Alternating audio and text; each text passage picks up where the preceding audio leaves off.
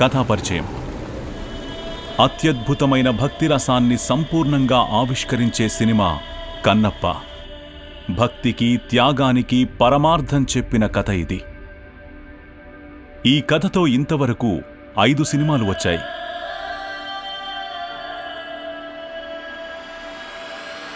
తెలుగులో 2 సార్లు, కన్నడంలో 2 సార్లు, హిందీలో 1 సారి వచ్చాయి. మానవత్వానికి దైవత్వానికి మధ్య ఉన్న అనుబంధాన్ని ఎంతో లోతుగా అన్వేషించి అనుభవించి ఈ లోకానికి తెలియజేసిన మహాభక్తుడు కన్నప్ప. ప్రపంచ ప్రసిద్ధి చెందిన శైవ క్షేత్రాల్లో శ్రీకాళహస్తి ఒకటి. శ్రీకాళహస్తి వాయులింగేశ్వరుడికి భక్తితో సమర్పించుకుంటున్న కానుక ఇది. అత్యంత పురాతనమైన ఓ అడవిలో ఓ అద్భుతమైన కథ శ్రీకారం చుట్టుకుంది. పుట్టుకతోనే కొత్తగా గూడుని అల్లగలిగే నైపుణ్యం, అత్యద్భుతమైన ప్రేమ, వాటిని మించిన భక్తిగల ఓ సాలీడు. గుడిలోని పవిత్ర శివలింగం చుట్టూ ఓ గూడు కట్టింది ఆ సాలీడు. శివుడు అంతా గమనించాడు. సాలీడుని మెచ్చిన దాని భక్తిని పరీక్షించదలుచుకున్నాడు. మంటలను సృష్టించాడు. ఏమాత్రం భయం లేని ఆ సాలీడు పరమభక్తితో ఆ మంటల్లో దూకి ప్రాణత్యాగం చేసింది. శివుడు కదిలిపోయి తన హృదయంలో ఆ సాలీడుకి ప్రత్యేక స్థానమిచ్చాడు.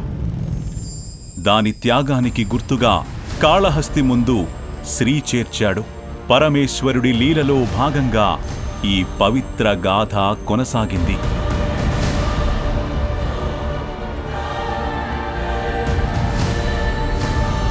బాగా గర్వం ఉన్న ఓ పాము మెరిసే మణులతో ఆ లింగాన్ని అలంకరించింది. శివభక్తుడైన ఓ ఏనుగు తొండంలోని జలాలతో అభిషేకించేది. కానీ ఎందుకు మణులను తోసేసావు? తగిన ఫలితం అనుభవిస్తావు.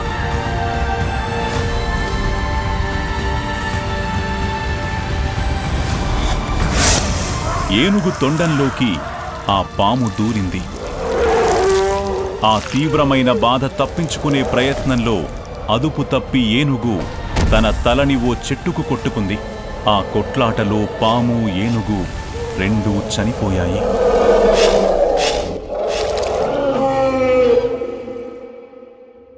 ఇదంతా గమనించిన మహాశివుడు ప్రత్యక్షమయ్యాడు.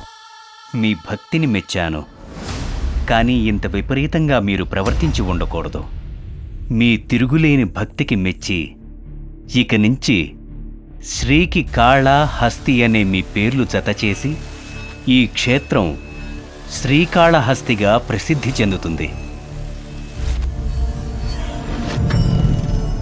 ఈ ఆలయం గురించి లోకమంతా తెలుసుకునేలా వరమిస్తున్నాను. పవిత్రమైన భక్తికి ఈ గుడి చిహ్నంగా నిలిచిపోతుంది. కైలాసం, పార్వతీ పరమేశ్వరుల నిలయం.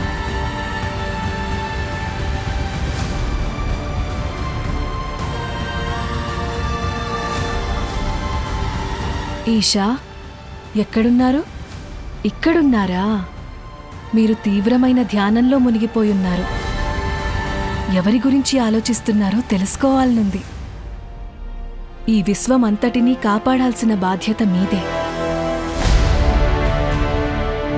ఈ లోకమంతటికి నీవే తల్లివి పార్వతి. నువ్వుండగా ఆ విషయంలో నాకు ఆందోళనెందుకు? ఈరోజు నేను నా భక్తుల కోసం ధ్యానం చేస్తున్నాను. పరమేశ్వరుడు తన భక్తుల కోసం తపస్సు చేయడమా? నన్ను ఆట పట్టిస్తున్నారా? మీ భక్తులందరినీ ఎప్పుడూ అనుగ్రహిస్తూనే ఉంటారుగా. నేను ప్రత్యేకమైన భక్తుడి గురించి ఆలోచిస్తున్నాను పార్వతి. ప్రత్యేకమైన భక్తుడా? మీ భార్యను అయ్యుండి కూడా మీ మనసులో ఏముందో అర్థం చేసుకోలేకపోతున్నాను. శ్రీకాళహస్తిలోని నా వాయులింగం నీకు గుర్తుందా? మీ వాయులింగ స్వరూపాన్ని నేనెలా మర్చిపోగలను? వాయుదేవుడితో పాటు ఎందరో మహర్షులు పూజించిన వాయులింగమది. కానీ వాయులింగం ఆవిర్భవించినప్పటి నుంచి సామాన్యులకి దర్శన భాగ్యం లేకుండా రహస్యంగా ఉండిపోయింది. నీకో శివరహస్యం చెప్పనా? భూమిపై పుట్టిన ప్రతి ఒక్కరికి వాయులింగ దర్శనం కల్పించే సమయం వచ్చింది. వాయులింగం దర్శన భాగ్యం కల్పించే భక్తుడి గురించే ఆలోచిస్తున్నాను. నా కోరిక నెరవేర్చడానికి ఇప్పటికే జన్మించి ఉన్నాడు. ఎవరతను?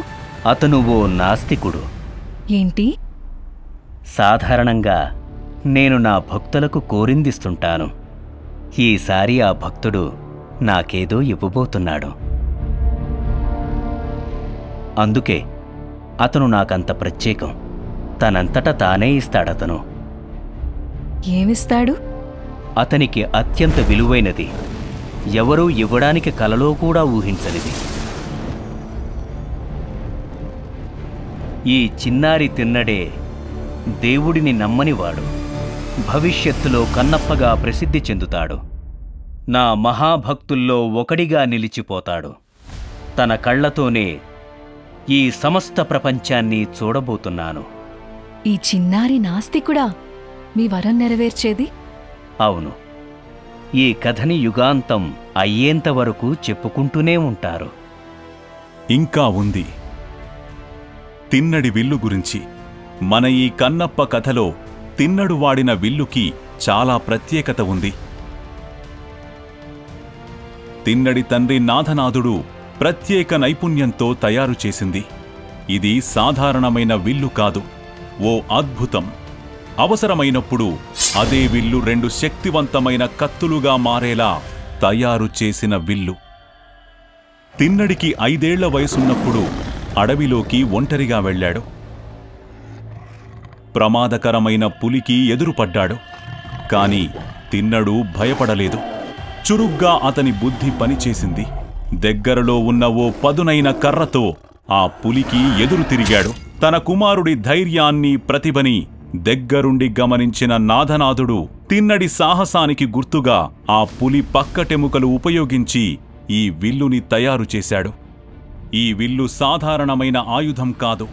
విల్లుని మధ్యలో విడగొడితే 2 కత్తులుగా మారేలా నాథనాథుడు ఈ విల్లుని ప్రత్యేకంగా రూపొందించాడు. ఆనాటి నుంచి తన కోయగూడాన్ని, అడవిని ఈ విల్లుతో కాపాడుకుంటూ వచ్చాడు తిన్నడు.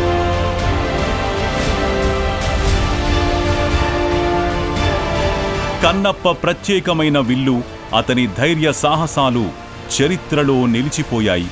ఈ కథని విన్నవాళ్లందరూ ఆశ్చర్యపోతూ ఉంటారు.